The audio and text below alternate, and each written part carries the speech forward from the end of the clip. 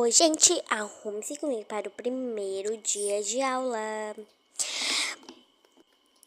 Primeiro, eu vou passar o corretivo para escolher minhas olheiras para parecer que eu dormi cedo. KKKKKK. Eu não dormi cedo.